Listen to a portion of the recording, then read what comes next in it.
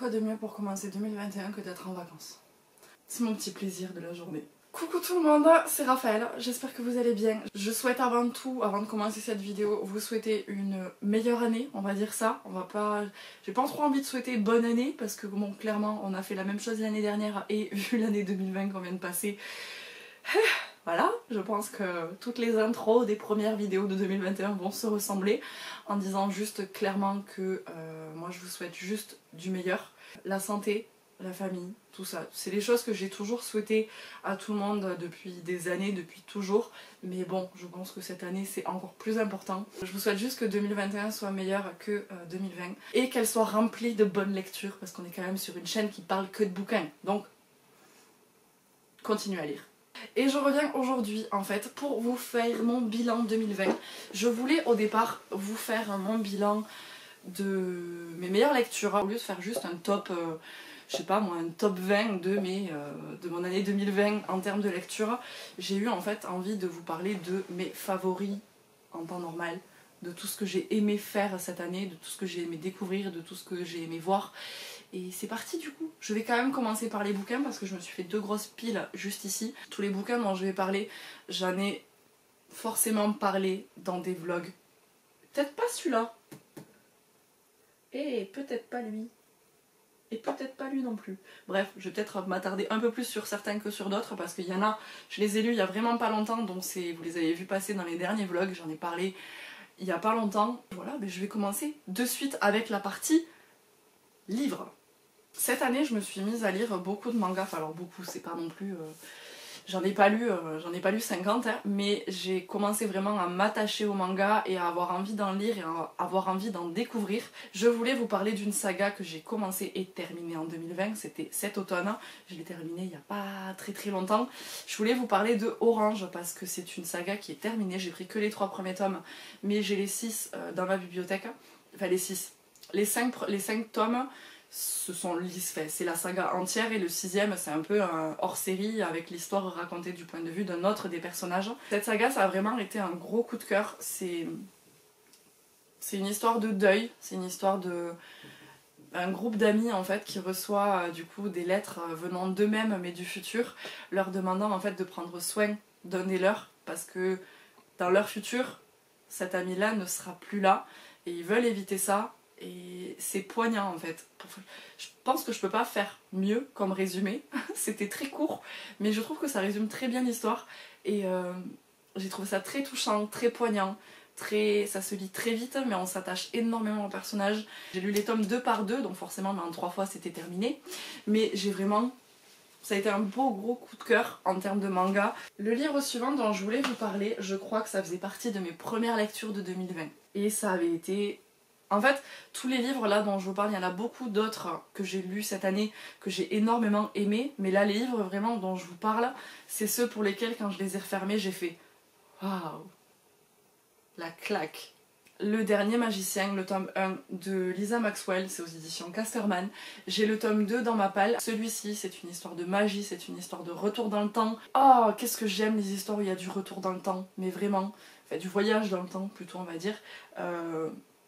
J'ai énormément aimé cette lecture. C'était dense, c'était long, mais franchement j'ai adoré les personnages. Je me rappelle encore comment j'étais quand je l'ai lu. J'étais là, ah mais c'est beaucoup trop bien cette histoire. Donc voilà, Le Dernier Magicien, ça faisait partie de mes premiers coups de cœur de 2020. On va faire cette grosse brique. Je l'ai lu avant le premier confinement. J'ai lu cette brique. Oui. J'ai lu Le Prieuré de l'Oranger de Samantha, oui bien sûr, de Samantha Shannon aux éditions de Saxus. D'ailleurs je pense qu'on peut noter que De Saxus a eu une année 2020 juste incroyable en termes de sortie et je pense que je peux les intégrer dans mon top 2020. Vraiment, la maison d'édition dans son intégralité. C'est une histoire de renom, c'est une histoire de magie, c'est une histoire de dragon. Je serais totalement incapable de vous résumer cette brique, donc de toute façon je vous mets les titres avec les liens vers les résumés dans la barre d'infos. Ce bouquin en fait à ma lecture j'étais assez mitigée parce que, mais je l'ai quand même mis dans mon top 2020 parce que j'ai juste été mitigée sur la fin, parce que j'ai trouvé que la fin était beaucoup trop rapide. Tout le dénouement et tout ça c'était extrêmement rapide par rapport à la bricasse que c'est. Parce que clairement, quand tu passes 800 pages à te plonger dans un univers et que en 4 pages, l'histoire elle est résolue, tu te dis, eh ben merde, c'était rapide. Donc, juste pour ça, c'est juste pour ça que j'étais mitigée sur la rapidité du dénouement en fait. Mais par contre, je me devais d'en parler dans mon top 2020 parce que tout le reste de l'histoire, tout l'univers créé par l'autrice, tout ça, ça a été un vrai coup de cœur. J'ai réussi à me plonger dans l'univers, mais dès les premières pages. Et j'ai trouvé ça juste génialissime d'être plongée dans un univers de fantasy dès les premières pages. Parce qu'en général, je mets quand même un petit peu de temps avant que ça arrive. Il fallait que je le mette dans mon top 2020. Parce qu'il était juste trop génial quand même. Et bien on va rester avec deux Saxus. La 9e maison. J'en ai fait une vidéo entière à ce sujet. J'ai passé une semaine avec vous à vlogger sur toute ma lecture. Ah mais là je suis en train de me rappeler la fin, comment ça se termine, et je veux la suite. Je veux vraiment la suite. Donc là on va suivre en fait l'histoire d'Alex. Elle fait partie d'une société secrète hein, et elle a un don particulier. C'est-à-dire qu'elle peut voir les fantômes. J'ai eu pas mal de retours sur ce livre-là, comme quoi il était long à démarrer, et je suis totalement d'accord. C'est pas qu'il est long à démarrer en fait, c'est que moi j'ai mis du temps à rentrer dedans. J'ai mis du temps à comprendre en fait déjà de quoi ça parlait, dans quel monde j'étais en train de m'immerger, et franchement je crois que c'est entre 70 et 100 pages, hein. Entre les 70 et 100 premières pages, vraiment j'étais en mode... J'aime bien la plume, mais après l'histoire pour l'instant je comprends pas trop, et à partir du moment où je suis rentrée dans l'histoire, je l'ai terminée en 2 jours. Donc voilà, quand même un beau petit bébé comme ça, en 2 jours. Je suis totalement d'accord avec la petite phrase de Stephen King qui nous dit « impossible à lâcher ». Le livre suivant dont j'ai envie de vous parler, je l'ai lu il y a pas longtemps non plus, je l'ai lu, si vous avez suivi mes vlogs, et mon premier readathon que j'ai fait au mois de novembre. Vous savez de quel livre je vais parler, mais celui-là il m'a mis une claque parce que il m'a fait pleurer. Voilà, il m'a fait pleurer sur la toute dernière page. C'est Nos faces cachées de Amy Harmon aux éditions Robert Laffont dans la collection R. Celui-là, ça fait un moment qu'il est sorti déjà, ça fait un moment que je l'avais dans ma palle et je l'avais jamais sorti, et je l'ai lu pour un readathon. Une claque. C'est une romance contemporaine, là on sort complètement du fantastique, de la fantaisie et du fantastique.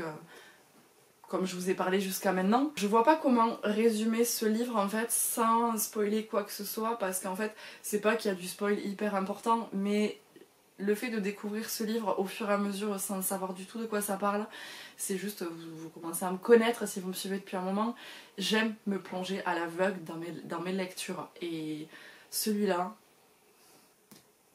la claque. C'est le deuxième Amy Harmon que je lis et j'aime toujours autant sa plume, c'est si beau, c'est si posé et c'est touchant. Cette histoire elle est juste touchante, c'est une histoire d'amour, et dedans il y a une troisième personne, alors c'est pas du tout un triangle amoureux, c'est le meilleur ami en fait de Fern, donc le personnage féminin principal. J'ai adoré suivre leurs aventures à eux trois. C'est la dernière fois que je vous parle de celui-là parce que c'était un tome 3 et que du coup la trilogie est terminée, donc je ne parlerai plus de cette saga là comme ça par exemple sur un top 2020. Il fallait absolument que je vous en parle parce que je l'ai lu pendant le confinement, pendant le premier confinement, embrasé. Donc c'est le 3e et dernier tome de la trilogie Lune pourpre de Laetitia Danaé aux éditions Snag. Ce livre-là, je peux pas vraiment vous en parler étant donné que c'est un tome 3 et qu'il se passe tellement de choses dans les 2 premiers tomes que là c'est complètement différent et ce serait tout spoilé. Mais ce livre-là, cette saga, je l'ai découverte il y a 2 ans, 3 ans, je ne sais plus trop exactement, mais ça avait été, le tome 1 avait été un véritable coup de cœur, le tome 2 avait été un véritable coup de cœur, et le tome 3, c'est un coup de cœur. Mais chacun pour des raisons différentes. C'est vraiment, le tome 1 c'était la découverte, le tome 2 c'était ah ben qu'est-ce qui va pouvoir se passer avec tout ce qui s'est passé dans le 1, et le tome 3 c'est ah ben comment ça va pouvoir se conclure. Voilà, donc clairement j'ai découvert la plume de Laetitia Danaé avec cette trilogie. Si vous ne l'avez pas lu, je vous la conseille grandement, vraiment. Celui-ci je l'ai lu aussi pendant le premier confinement et ça a été une claque parce que je ne savais pas du tout de quoi ça parlait. Je n'avais jamais vu d'avis ou entendu d'avis sur ce livre, donc vraiment totalement à l'aveugle. Et je sais qu'au premier quart du livre, je me disais purée mais j'aime trop. De sang et d'orage de Tomie Adeyemi aux éditions Nathan. Celui-ci, ça va parler de discrimination C'est ce que l'auteur en fait a voulu faire passer comme message. Avant les remerciements en fait dans ce livre, on va avoir une partie avec les notes de l'autrice et clairement où elle explique en fait ce qu'elle a voulu dénoncer un petit peu dans ce livre-là, et à savoir la discrimination et le racisme. Et vraiment dans ce bouquin, ça va pas parler de racisme et de discrimination, mais par contre on va le ressentir parce que c'est clairement une discrimination envers un peuple au profit d'un autre.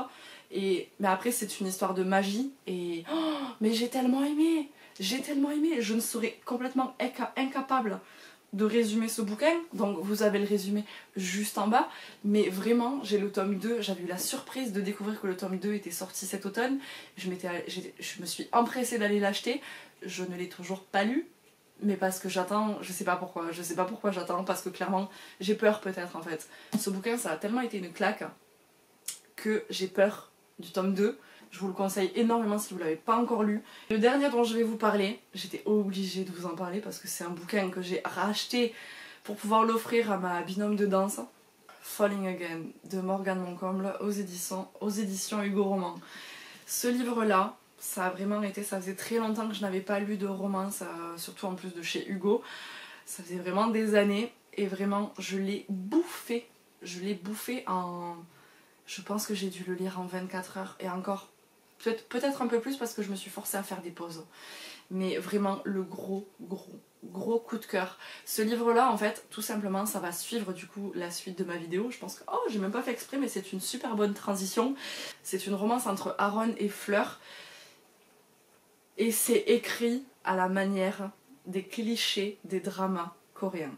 C'est écrit dans le résumé. Ce livre-là, il était parfait pour moi et j'ai adoré l'histoire, j'ai adoré... C'est comme un drama coréen en fait, c'est quoi? C'est dès le début, tu sais ce qui va se passer à la fin. Tu sais que ça va finir bien, tu sais que ça va être beau, tu sais que ça va être émouvant, mais par contre entre le premier épisode et le dernier épisode, il peut se passer mais tellement de choses qui vont te faire passer par 10 000 émotions différentes, mais à la fin t'es quand même content parce que ça se finit bien.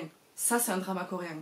Et du coup, ce livre-là, c'est exactement la même chose, et quand j'étais en train de le lire, je me disais mais comment ça peut finir bien alors qu'il est en train de se passer ça? Voilà, donc ce livre-là, gros coup de cœur de cette fin d'année. On en parle du chat derrière la télé? Dis ça? Après, qu'est-ce que j'ai aimé en 2020? Cette année 2020, elle a marqué un tournant par rapport à tout ce que je pouvais regarder jusqu'à maintenant. Alors combien de temps ça va durer, je ne sais pas du tout. Mais par contre, c'est vrai que j'étais obligée d'en parler parce que je vous en parle énormément dans mes vidéos. Et sur Instagram aussi. Mais après avoir re-regardé la série Friends sur Netflix, j'ai re-regardé la série Peaky Blinders dans son intégralité aussi pendant le premier confinement. Et après ça, j'ai laissé tomber toutes mes séries en cours. C'est-à-dire Viking. Qu'est-ce que j'ai commencé d'autre que j'ai pas fini? J'ai commencé Sense8, mais j'ai pas fini non plus.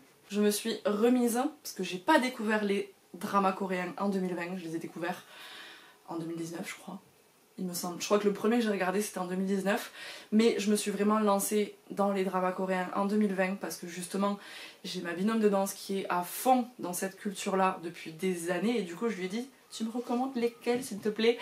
Et du coup elle m'a donné plusieurs noms de dramas à regarder et j'en ai regardé quelques-uns mais j'ai pas encore tout fait parce que je n'ai pas regardé non plus énormément depuis, mais vraiment c'est le nouveau truc que je ne peux pas m'empêcher de regarder.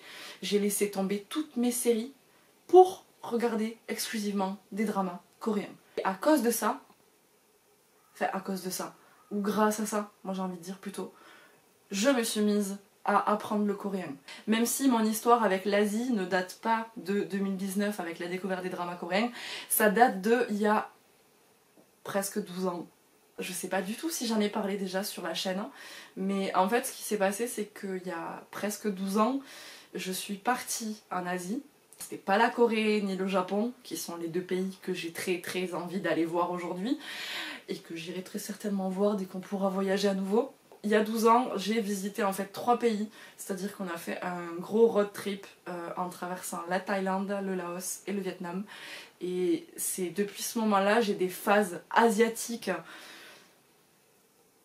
chaque année, plusieurs fois par an. Mon histoire d'amour avec l'Asie, en règle générale, ne date pas d'il y a 3 mois. Je voulais expliquer un petit peu mon histoire, mon passé du coup avec l'Asie. C'est vrai que sur Netflix, j'ai découvert ces dramas coréens. Alors je sais qu'il y a d'autres plateformes, il y a Viki pour pouvoir en regarder, mais bon, pour l'instant, j'ai pas encore fait le tour des dramas qui sont dispo sur Netflix, donc je me contente de ceux-là pour l'instant. Parmi mes préférés, bah en fait je les ai tous aimés quoi.